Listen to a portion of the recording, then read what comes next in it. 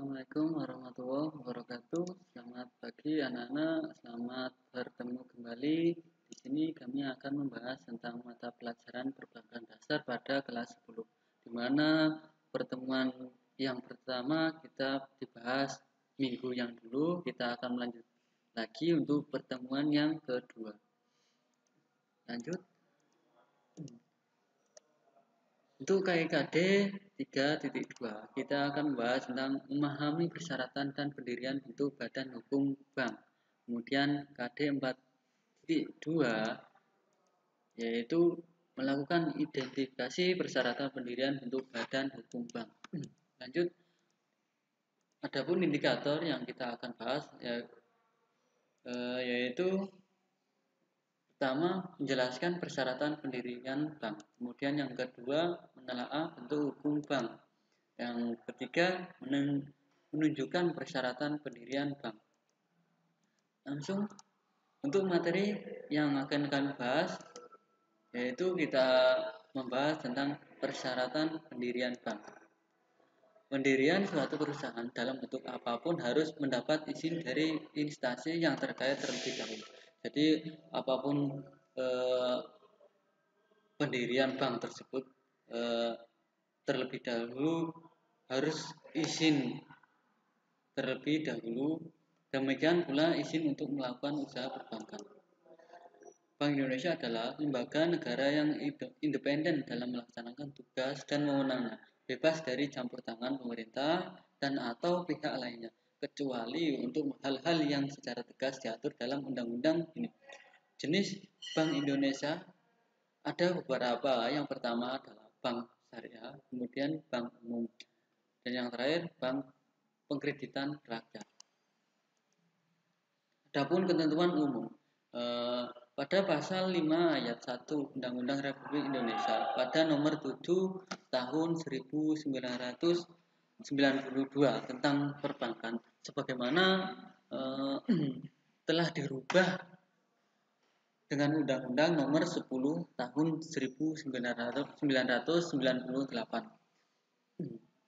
Kemudian selanjutnya bank umum. Bank umum disebut juga bank dagang atau bank komersial, atau yang lain, kata lain itu bank kredit. Bahkan beberapa negara lain itu ada yang menyebutkan bank deposit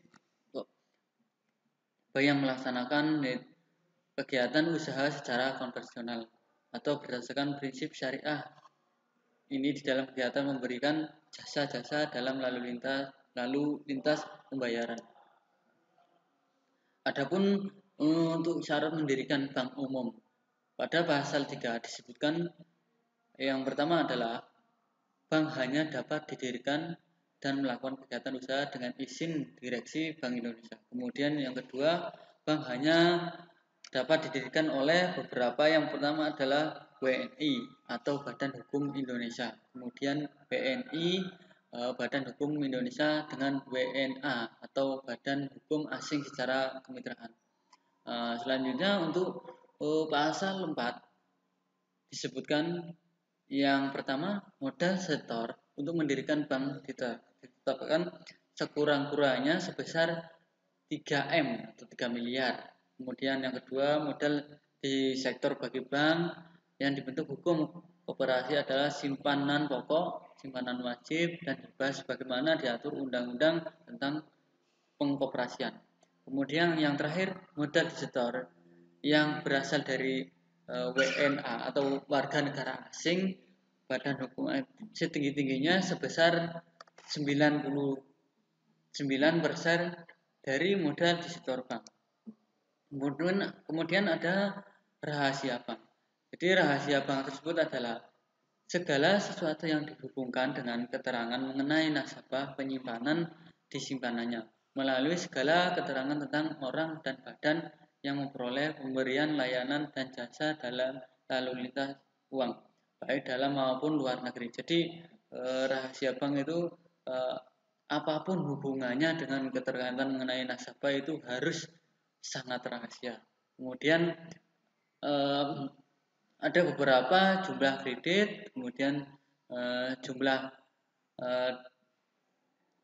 rekening nasabah, kemudian pemindahan, kemudian memberikan garansi bank, kemudian pendiskontoan surat berharga, kemudian pemberian kredit.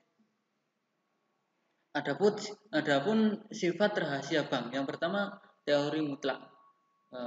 Teori mutlak itu teori yang bersifat mutlak. Semua keterangan mengenai nasabah dan keuangan yang tercatat di bank wajib dirahasiakan tanpa pengecualian dan pembatasan, dengan alasan apapun yang disiapkan kerahasiaan mengenai nasabah dan keuangan tidak boleh dibuka. Jadi apapun yang di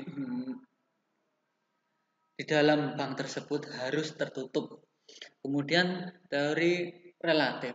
Teori ini bersifat relatif. Semua keterangan mengenai nasabah dan keunggahannya yang tercatat di bank wajib dirahasiakan. Namun ada beberapa alasan yang dapat dibenarkan oleh undang-undang rahasia mengenai keuangan nasabah yang bersangkutan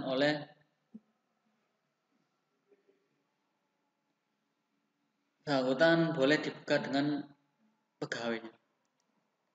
Kemudian bentuk badan hukum. Ada beberapa bentuk hukum bank menurut Undang-Undang Nomor 10 Tahun 1998, antara lain yaitu perusahaan perseroan terbatas, kemudian koperasi, kemudian perseorangan terbatas. Sedangkan bentuk hukum bank pengkreditan rakyat adalah perusahaan daerah, kemudian koperasi, kemudian perseroan terbatas, yang terakhir atau bentuk lainnya yang ditetapkan pemerintah. Sekian pembelajaran dari kami. Sampai bertemu kembali di minggu yang akan datang. Jaga kesehatan anak-anak. Wassalamualaikum warahmatullahi wabarakatuh.